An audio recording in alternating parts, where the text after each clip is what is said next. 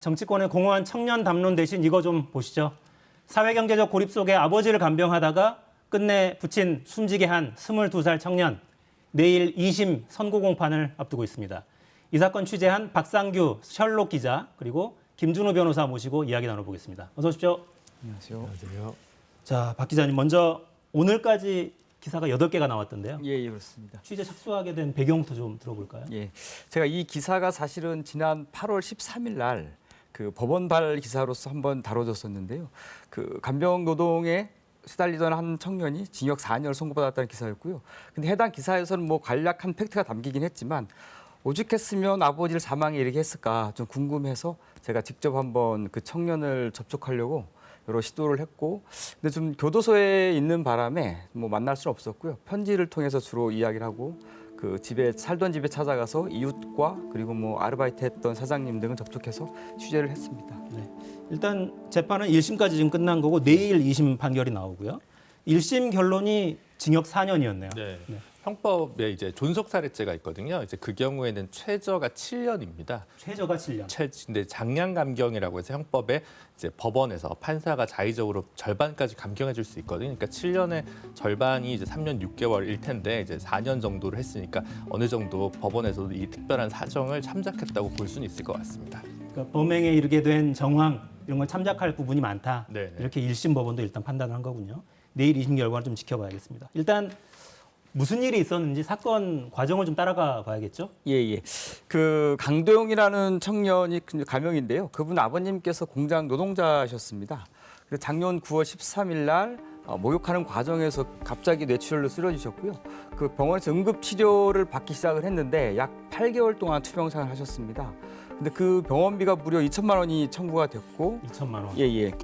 강도영 씨는 이제 군입대를 위해서 휴학한 상태였는데 당연히 이제 그 청년으로서는 병원비 2천만 원을 구할 수가 없었죠. 그래서 삼촌이 그 도움을 주셨고, 삼촌도 나중에는 좀 생활에 어려움을 겪어서 더 이상 도움을 줄 수 없는 상태가 됐고요. 강도영 씨 같은 경우는 아버님 8개월 동안 투병하는 동안 집에 가스가 끊겼고, 인터넷이 당연히 끊겼고, 휴대전화 아버지 거 본인 거 다 끊겼고요. 나중에는 쌀까지 떨어져가지고 삼촌한테 2만 원만 좀 빌려달라고 쌀 사 먹게 쌀도 집에 다 떨어졌다, 그런 문자 메시지까지 보냈고요. 그런 좀 일련의 과정을 아버지를 간병하면서 아주 삶이 많이 무너졌던 상황이었고, 그러다가 이제 8월달에 1심 대구지법에서 1심에서 징역 4년을 선고받고, 그리고 바로 내일이죠. 10일 날 대구 고법에서 2심 선고가 나올 예정입니다. 네. 하나하나 과정을 좀 되짚어봐야겠습니다. 그러니까 누구나 다칠 수 있고 갑자기 병이 생길 수도 있고요. 근데 이렇게까지 무너져서 결국 사망에까지 이르게 됐는데, 근데 일단 병원에서 퇴원하겠다고 할 때 치료를 받던 병원에서 퇴원한 거잖아요. 네, 그렇습니다. 돈이 없어서 나오겠다고 한 거죠. 예. 병원이 그럼 무슨 조치를 해야 되는 거 아닙니까? 그 맨 처음에 병원에서 퇴원할 때 의사가 말렸습니다. 지금 나가시면 굉장히 위험한 상태니까 나가시면 안 된다고 말렸었는데, 어쨌든 간에 이 청년 입장에서는 병원비를 감당할 수 없어서 이제 강하게 주장을 했습니다. 퇴원할 수밖에 없다고. 그 순간에 가장 안타까웠던 건 뭐냐면, 병원 쪽에서 물론 의무사항은 아닙니다. 의무사항은 아닌데 동사무소에 보통 이렇게 위기 과정인 경우에는 동사무소에 바로 연락을 해주거나 병원에서 복지기관을 연결시켜주거나 그런 조치를 하는데, 안타깝게도 이 병원에서는 그런 조치를 하지 않았고요. 또 하나 살짝 또 아쉬운 점은 이 병원이 만약에 종합병원 형태의 큰 병원이었으면 오히려 더 좋았을 뻔했습니다. 왜냐하면 종합병원 정도의 규모에서는 의료사회복지사가 꼭 2개 되어 있습니다. 의료사회복지사가 이렇게 좀 병원 치료로 위기에 처한 사람들에게 상담과 그다음에 복지 연계 서비스, 그런 걸 제공하거든요. 이 청년 같은 경우는 그런 상담이라든가 복지, 그런 서비스 전혀 받지 못했습니다. 그러니까 우리 복지 제도 중에 왜 그런 거 있잖아요. 재난적 의료비는 의료비 때문에 사람들이 망가지지 않도록 지원해주는 제도가 있는데 대상이 아니었던 겁니까? 아니요, 대상은 됐을 거라고 보여지고요. 근데 모든 복지 제도가 대부분 뭐 무상급식이나 이런 예외적인 경우를 제외하면 결국 당사자가 직접 신청을 해야 됩니다. 물론 이제 적극적인 행정을 하면 아웃리치 활동 등을 통해서 본인들이 이제 발굴하는 경우가 있죠. 이제 이 당사자 같은 경우도 단전됐거나 가스가 끊겼거나 이런 경우이기 때문에 충분히 할 수 있습니다. 다만 그러니까 이분이 사시던 지역이 이제 대구 수성구라는 점을 좀 주목해 볼 필요가 있는데 상대적으로 인구가 많은 곳입니다. 그러니까 뭐 공무원의 뭐 복지부동을 탓하기보다는 이제 한 명의 복지 담당 공무원이 맡아야 될 숫자가 훨씬 많습니다. 그래서 농산어촌 지역은 오히려 복지 사각지대가 좀 적은 반면에 도시 빈민의 경우에는 이런 활동이나 영역에 좀 미치지 못하는 측면이 있고요. 또 이 재난적 의료비 지원에 관한 법률이 사실 시행된 지 한 3년 남짓입니다. 그래서 이거는 그동안 이제 비급여 사항에 관한 그 지원까지 하는 건데요. 이게 이름만 들어서는 뭔가 재난 사고를 당했을 때 줄 것 같으니까 국민들도 사실 이 법이 있는지도 잘 모르는 상황이었던 사정도 좀 고려해 보죠. 하지만 이분이 공익근무요원이었고 이런 걸 고려하면 좀 주민센터라도 한번 찾아갔으면 어땠을까라는 아쉬움도 많이 듭니다. 그러니까요. 이렇게까지 되지 않을 여러 기회가 아마 있었을 텐데 예, 예. 이런 것도 있잖아요. 정부가 위기 가구들 적극적으로 발굴해서 저희가 도와드리겠습니다. 예. 신청 저희가 카운터 뒤에 기다리지 않을게요. 이런 것도 계속 강조하는데. 예. 그 한국의 복지 체계 기본은 뭐 변호사님이 말씀하신 대로 신청주의거든요. 어려운 사람 신청을 하면 도와주는 시스템인데 그래도 많은 그 위기에 처한 사람들 직접 행정기관에 찾아가서 말을 하지 않는 사람들이 꽤 많다고 합니다. 그래서 정부에서 하고 있는 게 뭐냐 하면 바로 위기 가정 발굴이라고 해가지고 가스라든가 전기 그리고 수도가 끊긴 가구들 대상으로 명단이 바로 동사무소로 그 통보가 됩니다. 그럼 동사무소 직원들이 이 가정에 혹시 어떤 일이 있을까 찾아보면서 위기 대응을 먼저 하는 뭐 시스템인데요. 안타깝게도 이 아버님이 강도영 씨 아버님은 5월 8일 날 돌아가셨는데 안타깝게도 해당 동사무소에서는 5월 10일 날부터 조사를 했습니다. 야, 정말 뭐가 잘못되려면 이렇게도 되는군요. 네. 움직이긴 움직였는데 예. 한 서너 발짝 정도가 늦은 그런 셈입니다. 한 발도 아니고요. 근데 설사 지원을 받았더라도 큰 도움이 되지 않았을지도 모른다. 이런 이야기도 또 있네요. 근데 경우에 좀 다른데요. 이제 긴급복지지원법에 의한 긴급지원, 그건 뭐 주거지원인 경우도 있고 의료지원인 경우도 있고 이제 여러 가지 제도가 있습니다. 의료지원 같은 경우는 최대 2회입니다. 한 회에 300만 원이 최대고요. 근데 이제 비급여, 지금 이 당사자분 같은 경우는 간병급여나 이런 것들이 상당히 부담이 됐잖아요. 그럼 아까 말씀드린 이제 재난적 그 의료 지원에 관한 법률에 따라서 그건 최대 3천만 원까지가 이제 보장이 되는 것이거든요. 그러니까 그것도 뭐 만약에 장기 투병했을 경우에 과연 그 비용을 어디까지 이 청년이 강모 씨가 이제 감당할 수 있었는지 좀 물음표는 있지만 그래도 예전에 비해 없던 제도라서 조금 사회적으로 행정적으로 많은 뭐 제도는 구축되어 있었다는 점이 좀 아쉬운 지점입니다. 그 보도 보면서 제가 좀 마음이 아팠던 게 2,040원 환급금 받아가라. 예. 이런 우편물이 와 있었다는 거 보면 마음이 아프던데요. 이건 어떻게 된 겁니까?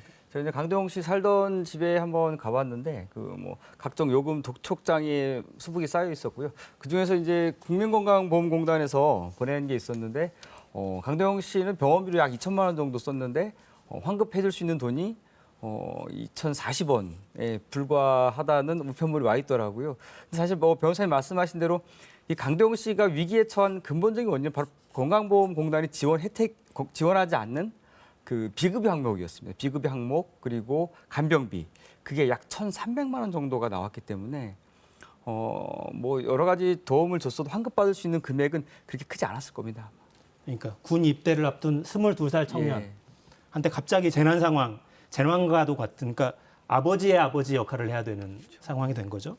그랬는데 건강보험에서는 충분히 커버가 안 되고 커버된 부분에서 나중에 환급해 준 건 2천만 원 중에 2,000원이었어요. 이런 상황에서도 이 친구는 본인 탓만 계속했다고요? 예, 그렇습니다. 그 편지를 저한테 이제 보내면서 서로 소통을 하고 있는데요. 누구도 탓하지 않고 엄마 아빠도 그만한 사정, 엄마 아빠하고 과거 헤어져가지고 이분이 이제 한부모 가정에서 성장을 했거든요. 또 엄마도 그럴 이유가 있었을 것이다. 아빠도 탓하지 않는다. 그리고 나한테 도움을 준 분들이 없었지만 그 누구도 원망하지 않고 다 나의 잘못이다. 그렇게 말을 하면서 또 뭐 아버지를 끝까지 돌보지 못한 내가 과연 아버지를 그리워할 자격이 있을까? 그게 요즘 고민이라고 합니다. 가끔씩 아버지가 생각난다고 합니다. 어떤 이야기를 제일 하고 싶어 합니까? 편지를 계속 여러 차례 주고받았다고 하셨는데. 이 청년이 하고 싶어 하는 거는 내가 과연 많은 사람들이 지금 도와주고 있는 것을 알고 있고요. 제가 편지를 써서 알고 있는데 내가 이런 관심을 받을 자격이 되는지 그렇게 스스로 묻고 있고 자책을 많이 하고 있습니다. 그리고 과연 내가 밖에 나가서 이 존속살인이 계속 유지가 된다면 굉장히 아직 젊은 나이인데 어떻게 세상을 살아갈지 막막하다는 의견도 좀 밝혔습니다. 저도 그 셜록 기사에 딸려 있는 링크 타고 들어가 탄원서에 서명을 했는데 탄원에는 몇 분이나 지금 참여하셨어요? 오늘 이 방송 시작하기 전에 제가 한번 보고 왔는데 지금 한 7,300명 정도가 서명에 참여를 해주셨습니다. 아주 내일이 감사합니다. 항소심인데 내일 재판부에 제출을 또 하실 계획인가요? 일단은 지금까지 서명 들어온 거 다 제출했고요. 오늘 오후 6시 정도에 마지막으로 다시 한번 대구에 있는 분을 통해 가지고 서명 명부를 법원에 접수할 예정입니다. 네. 일단 이 영케어러라는 용어도 쓰더라고요. 네. 그러니까 부모를 돌보고 있는 청년, 청소년, 어린이들 규모가 얼마나 되는지도 모르는 상태죠 지금. 예, 이제 안타깝게도 그 영케어러, 그러니까는 청년 간병인들이 전국에 몇 명이나 있고 어떤 상황에 처해 있는지 구체적인 데이터 통계 나온 게 없습니다. 지금 추산으로 하기로는 약 3만 명 정도가 전국에 있는 걸로 알려졌고요. 그 청년 간병인들의 좀 안타까운 특징은 뭐냐면 바로 자기의 꿈과 미래를 포기해야지만이 간병을 할 수 있다라는 겁니다. 그래서 당연히 비용에 대한 문제, 노동에 대한 문제도 있지만 앞으로 내가 꿈에 투자해야 될 시간과 노력과 비용을 가족을 간병하는 데 써야 된다는 어떠한 그런 특징과 아픔이 좀 있습니다. 그러니까요. 그러니까 이 사연 이분의 돌아가신 아버지, 네. 그러니까 내가 부르기 전엔 들어오지 말라 이렇게 이야기를 했다면서요? 예, 그러니까 그 퇴원하고 나서 약 한 2주 정도 자택에 아버지께서 머무르셨는데요. 그 기간 동안 이제 아버지께서 뭐 사지를 못 쓰는 정도의 마비가 오셨지만 어눌하게나마 대화가 가능했었습니다. 그때 이제 아들한테 내 방에 들어오지 말라. 그리고 너는 네가 하고 싶은 일 하고 살아라. 그리고 아버지가 너한테 많이 미안하다. 그런 의견을 줬다고 합니다. 근데 뭐 강도영 씨는 그런 말을 듣고 많이 안타까웠지만 좀 포기할 수밖에 없었던 상황으로 보입니다. 그러니까요. 부모의 입장은 오죽하겠나 싶고 자녀는 또 부모의 오늘과 내 미래를 바꿔야 되는 그런 상황일 수 있으니까 재난적 의료비에 짓눌리는 상황이 되면 어떤 방법을 찾을 수 있습니까? 일단은 아까 말씀드린 주민센터나 이제 아까 재난적 의료비 지원에 관한 법률 같은 경우는 국민건강보험공단에 가서 신청을 해야 되는 거고요. 긴급한 사정 같은 경우 일단 주민센터에 가서 긴급 지원을 받는 게 선지원 후 심사 시스템을 일부 차용하고 있거든요. 그러니까 가장 필요할 때는 일단 주민센터에 가장 먼저 찾아가시는 게 좋고요. 그 외에 지자체별로 조금씩 다른 급여 체계를 또 보장 체계를 가지고 있는 경우가 있습니다. 물론 이제 이중 수급이 안 되는 경우도 있기 때문에 지금 뭐 전국 단위에서 일률적으로 말씀드리긴 좀 어렵지만 뭐 가까운 주민센터를 찾는 게 가장 좋은 해법이라고 생각됩니다. 네. 이 사안을 오랫동안 취재해 오셨으니까 예. 이 사건에서 우리가 어떤 교훈을 좀 받으면 좋겠습니까? 일단은 그 정부 차원에서는 청년 간병인에 대한 어떠한 좀 발굴과 지원 제도를 마련했으면 좋겠고요. 그리고 전국에 있는 많은 사람분들한테 전해주고 싶은 말은 위기 상황이 닥치면 꼭 주민센터에다가 어떻게든 호소를 하고 신청을 할 것 있으면 신청하고 도움을 요청했으면 좋겠습니다. 한국에 어쨌든 간에 많은 복지 제도가 좀 마련돼 있거든요. 이걸 모르는 게 좀 문제이긴 한데 어쨌든 적극적으로 어려움을 닥치면 적극적으로 도움을 요청했으면 좋겠습니다. 부족하긴 하지만 제도는 마련돼 있으니까요. 네. 적극적으로 손을 내밀어야 아마 사회가 잡아줄 수 있을 겁니다. 이런 피해자가 더는 좀 없었으면 좋겠고 내일 항소심 결과도 좀 지켜보겠습니다. 자, 김준우 변호사, 박상규 기자 수고하셨습니다.